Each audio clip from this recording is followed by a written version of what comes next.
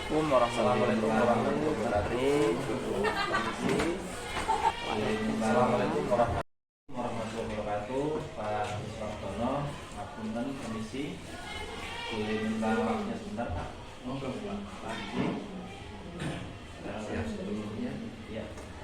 Jadi gini, Pak, terkait dengan tugas CGP, yaitu demonstrasi kontekstual modul 3.1 tentang pengambilan keputusan pemimpin. Kira-kira nanti kita berdiskusi selama kurang lebih 15 menit untuk terkait permasalahan ini, Pak. Siap. Nanti kita akan mulai pertanyaan yang pertama, Pak. Selama ini bagaimana Pak Iswardono dapat mengidentifikasi kasus-kasus yang merupakan dilema etika atau rujukan moral? Terima kasih Pak Panji. Memang dalam sebuah organisasi kita sering berhadapan dengan kasus-kasus yang berkaitan dengan istilah rujukan moral dan dilema etika, di mana kita berhadapan dengan banyak orang, banyak masalah, akan menimbulkan pertentangan. Ada yang benar, ada yang salah. Walaupun dipandang mungkin pendapat itu benar, tapi bisa juga salah. Tinggal dari sudut mana kita memandang pendapat atau usulan atau pemikiran dari seseorang atau dari beberapa orang. Sebagai pimpinan, saya punya prinsip bahwa dalam setiap kasus-kasus seperti itu saya hanya berpegang pada prinsip kebenaran yang sesuai dengan aturan yang ada. Walaupun secara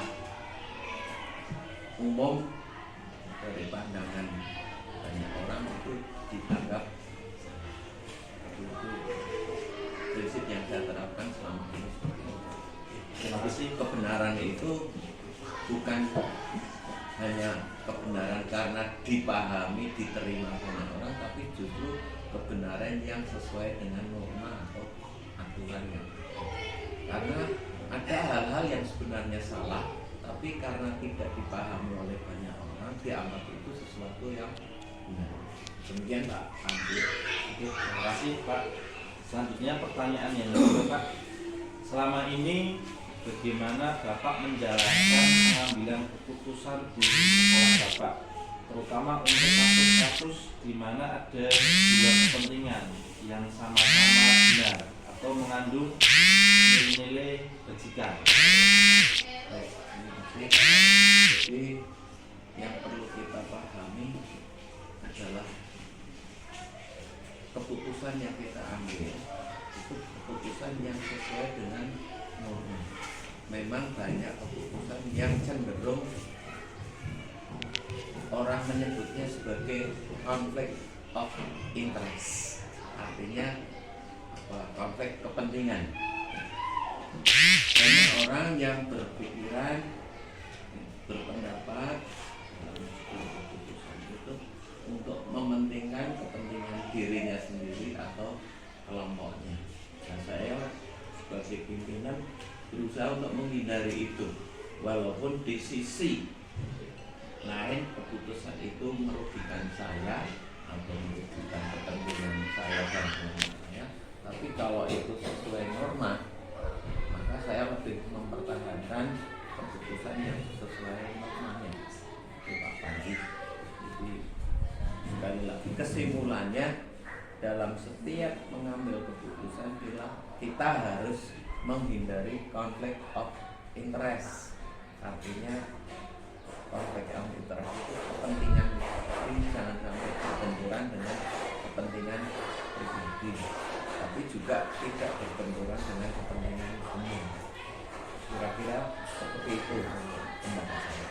Oke, baik Pak. Selanjutnya pertanyaan yang ketiga dari tadi, ketika Bapak pengambilan keputusan seperti itu, kira-kira langkah Assalamualaikum warahmatullahi wabarakatuh. Bu, permisi. Waalaikumsalam warahmatullahi wabarakatuh. Oke.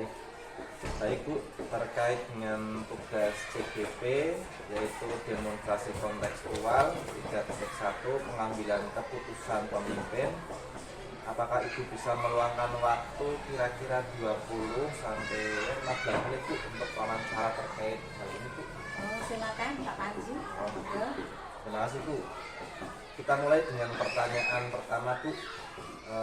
Selama ini bagaimana Ibu Umi dapat mengidentifikasi kasus-kasus yang merupakan dilema etika atau kejutan moral?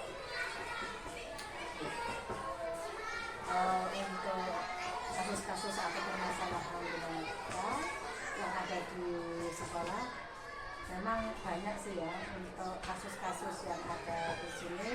Namun setiap permasalahan kami tetap ada koordinasi dengan guru dan juga keterlibatan orang tua, karena itu penting sekali karena itu adalah anak, sehingga orang tua harus tahu dalam permasalahan itu. Terima kasih Bu. Selanjutnya pertanyaan kedua Bu. Selama ini bagaimana Ibu Umi menjalankan pengambilan keputusan di sekolah Ibu, terutama untuk kasus-kasus yang dimana ada dua kepentingan yang sama-sama benar atau mempunyai nilai-nilai kebajikan yang sama Bu? Ya. Dalam pengambilan sebuah keputusan ya tetap kami mencari data-data atau fakta dan juga keterlibatan guru juga dan juga orang tua. Namun di dalam pengambilan kami tidak istilahnya itu seenaknya sendiri. Kami sesuai data dan fakta, dan dalam sebuah pengambilan yang istilahnya itu manfaatnya lebih banyak, lebih tinggi, sehingga kedua belah pihak itu bisa legowo atau disini untuk terbaik. Terima kasih Bu. Selanjutnya untuk pertanyaan ketiga Bu, kira-kira bagaimana langkah-langkah atau prosedur seperti apa yang biasa Ibu Umi lakukan selama ini dalam pengambilan keputusan Bu? Dalam pengambilan ini kami tetap tidak lepas dari data dan juga tidak hanya orang tua saja. Anak itu kan juga dalam bermasyarakat, sehingga ada data-data yang masuk misalnya dari instansi yang tahu keberadaan si anak, bagaimana perilakunya, bagaimana, dan juga tidak hanya satu guru saja yang dalam menangani kasus ini.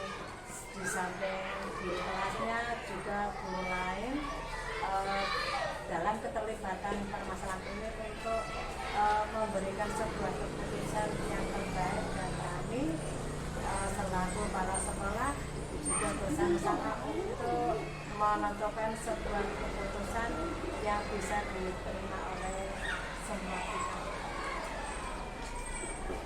Luar biasa Bu. Selanjutnya untuk pertanyaan yang terakhir Bu, dari semua hal yang telah disampaikan oleh Ibu, kira-kira pembelajaran apa ini yang bisa dipetik Bu dari pengalaman yang Ibu selama ini ambil terkait pengambilan keputusan dilema etika Bu? Sebetulnya dalam permasalahan itu hanya satu yang kita bulatkan atau kita petik, yaitu sebuah komunikasi. Permasalahan-permasalahan itu terjadi karena kata kita miss ya, sehingga timbul gejolak atau permasalahan. Nah, jika kita dalam satu komunikasi antara dengan murid, dengan orang tua, dan instansi terkait, dan juga guru-guru yang lain, kalau kita dalam satu persepsi, saya yakin pasti tidak ada permasalahan. Jadi jika ada permasalahan, tetap kita ambil yang positifnya. bencana itu merupakan sebuah pelajaran dalam pengambilan sebuah keputusan, yaitu dengan komunikasi yang baik.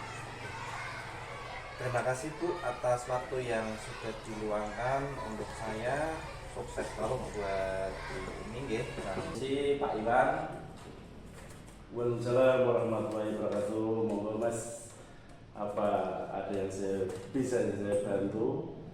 Jadi gini Pak, terkait dengan tugas CGP yaitu demonstrasi kontekstual modul 3.1, yaitu pengambilan keputusan pemimpin.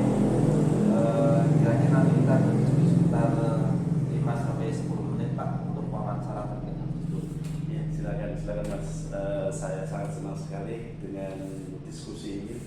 Semoga bisa menghasilkan sesuatu yang diinginkan oleh Mas Panji. Ya, Mas. kita mulai dengan pertanyaan pertama Pak. Selama ini bagaimana Pak Iwan dapat mengidentifikasi kasus-kasus yang merupakan dilema etika atau rujukan moral? Selama ini dalam mengambil keputusan dilema etika itu banyak sekali hal yang perlu kita kelola dan kita gali seperti itu. Melihat kasus tersebut, siapa yang terlibat dulu ketika mau mengambil keputusan? Tidak serta-merta kita mengambil keputusan dengan seenaknya dan sebagainya. Kumpulkan bukti-bukti, terus melihat kebenaran yang ada dan diuji kebenarannya, lalu bermusyawarah dengan rekan-rekan untuk mengambil keputusan melalui jalan musyawarah. Mungkin sesuai dengan peraturan yang ada kita beri keputusan itu Mas. Oke, selanjutnya pertanyaan kedua Pak Iwan. Selama ini bagaimana Bapak menjalankan pengambilan keputusan di sekolah Bapak, terutama untuk kasus-kasus di mana ada dua kepentingan yang sama-sama benar atau sama-sama memiliki nilai-nilai kebajikan? Iya. Hal itu merupakan dilema etika ya. Memang menjadi dilema bagi seorang pemimpin untuk mengambil keputusan di mana permasalahan yang benar sama-sama benar itu memang luar biasa untuk pemikiran, akan tetapi tetap berpegang teguh pada peraturan yang sudah disepakati bersama, lalu juga melihat nilai-nilai kebajikan dan bermanfaat bagi banyak orang. Hal itulah yang menjadi tolak ukur bagi pengambilan keputusan kita untuk seorang kepala dalam hal ini. Baik Pak Iwan, pertanyaan ketiga Pak, bagaimana langkah-langkah atau prosedur seperti apa yang biasanya Pak Iwan lakukan atau diambil? Sebelum mengambil suatu keputusan dari suatu permasalahan yang ada dengan mencari data, fakta, dan pemanggilan yang bersangkutan, kita koordinasikan dengan berbagai pihak terkait komunikasi bersama staf guru dan karyawan yang ada yang bersangkutan untuk menyelesaikan permasalahan. Jadi kita itu harus ngumpul, harus bersama-sama untuk menentukan mana yang baik untuk permasalahan itu. Itu Mas. Pertanyaan keempat, hal-hal apa saja yang selama ini Pak Iwan anggap efektif dalam pengambilan keputusan pada kasus dilema etika? Hal yang menurut saya efektif itu dalam mengambil keputusan yang saya ambil adalah melakukan konferensi internal dengan guru-guru lain. Jadi kita bukan sama cari solusi yang terbaik bagi mereka, dan dari segitulah kita mengambil keputusan agar salah satu pihak itu tidak terjadi tersulung atau terjadi marah sebagainya. Itu yang pertama, hal yang perlu yang paling efektif dalam mengambil keputusan.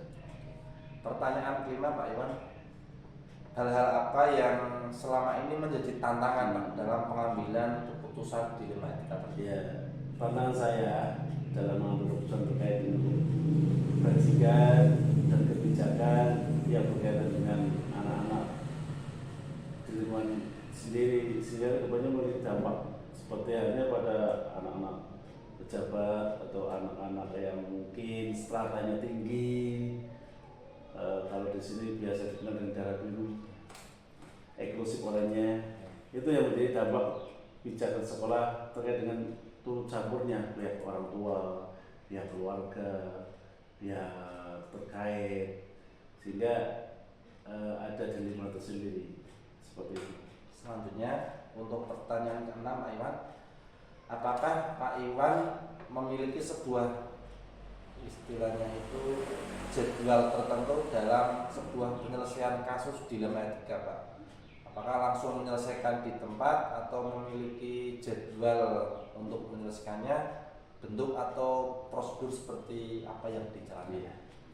Untuk kasus karena kasus itu muncul kan tidak rutin, tidak setiap hari, jadi sehingga tidak ada jadwal khusus untuk penyelesaian tersebut. Kalau permasalahan kan sejalan searah, tiap hari kan rutinitas kita kan belum tentu kita mendapatkan sebuah masalah. Tergantung ringan beratnya sebuah kasus juga. Jika kasus itu ringan, maka bisa diselesaikan secara langsung saat itu juga. Akan tetapi jika permasalahan itu berat, jika memerlukan pengalaman dalam penanganan melalui tahapan-tahapan yang berlaku, yaitu meninjau fakta, data, komunikasi dengan semua pihak, yaitu seperti murid, lalu kondisi dengan musyawarah dengan tim untuk pengambilan sebuah keputusan yang terbaik agar tidak terjadi konflik di lain waktu. Pertanyaan ke-7 Pak Iwan, apakah ada seseorang atau faktor-faktor apa yang selama ini mempermudah atau membantu Pak Iwan dalam pengambilan keputusan dalam kasus etika? Faktor-faktor yang mempermudah saya dalam